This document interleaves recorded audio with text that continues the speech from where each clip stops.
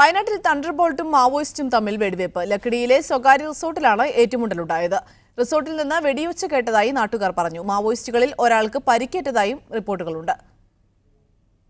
മുജീബ് റഹ്മാനുണ്ട് വിശദാംശങ്ങളുമായി. മുജീബ്, എന്താണ് സംഭവിച്ചത്? 7:45 കൂടിയാണ് വയനാട് ലക്കിടിയിലെ ദേശീയ പാതയോരത്തുള്ള ഉപവൻ റിസോർട്ടിൽ വെച്ച് മാവോയിസ്റ്റുകളും പോലീസും തമ്മിൽ ഏറ്റുമുട്ടലുണ്ടായിരിക്കുന്നത്. വൈകിട്ടോടെ എത്തിയ 7:45 കൂടി റിസോർട്ടിലെത്തിയ മാവോയിസ്റ്റുകളിൽ 3 അംഗ മാവോയിസ്റ്റ് സംഘമാണ്. ഇത് സായുധ സംഘമാണ്. ഇത് റിസോർട്ടിലെത്തുകയും റിസോർട്ട് ഉടമകളുമായി തർക്കത്തിൽ ഏർപ്പെടുകയും ചെയ്തു. പണം ആവശ്യപ്പെട്ടു. അവിടെ ഉണ്ടായിരുന്ന മറ്റ് അതിഥികളുമായും പ്രശ്നങ്ങൾ ഉണ്ടാക്കി. ഇതിനെ തുടർന്ന് പോലീസ് വിവരം അറിഞ്ഞെത്തുകയായിരുന്നു.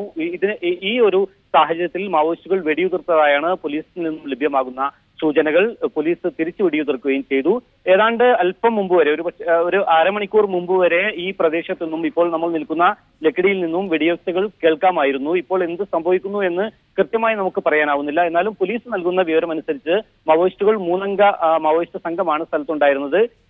ഇവരിൽ ഒരാൾക്ക് ഗുരുതരമായി പരിക്കേറ്റിട്ടുണ്ട് എന്ന തരത്തിലുള്ള സൂചനയാണ് ലഭ്യമാകുന്നത്. സ്ഥിരീകരിക്കാത്ത വിവരമനുസരിച്ച് ഈ പരിക്കേറ്റ ആളുടെ നില ഒരുപക്ഷെ അദ്ദേഹം മരണപ്പെട്ടിട്ടുണ്ടോ എന്ന് സംശയം പോലും പോലീസിലെ ചില ഉദ്യോഗസ്ഥർ ഉന്നയിക്കുന്നുണ്ട്. എന്നാൽ കൃത്യമായ ഇത് സംബന്ധമായ ഔദ്യോഗികമായ വിവരങ്ങൾ ഇപ്പോൾ നമുക്ക് ലഭ്യമായിട്ടില്ല. ഏതായിരുന്നാലും ഈ പ്രദേശത്ത് ഒരാഴ്ച മുമ്പ് വരെ, അല്ലെങ്കിൽ ഏതാനും ദിവസങ്ങൾക്ക് മുമ്പും ലക്കിടിയിലെ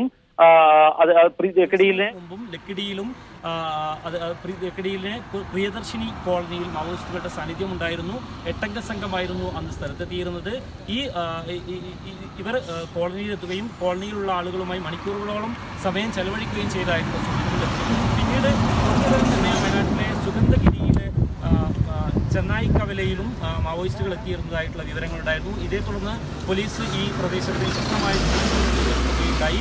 20 അംഗ പോലീസ് ഉള്ള ഒരു ഔട്ട് പോസ്റ്റ് വരെ പിന്നീട് ഈ ചെന്നായി കവലയിൽ പോലീസ് സ്ഥാപിച്ചിരുന്നു. ഇതിനിടയിലാണ്, ഈ ഒരു ജാഗ്രത തുടരുന്നതിനിടയിലാണ് ഇന്ന് രാത്രി 7:45 കൂടി ലക്കിടിയിൽ മാവോയിസ്റ്റുകളുടെ കൃത്യമായ സാന്നിധ്യം പോലീസ് സ്ഥിരീകരിച്ചത്.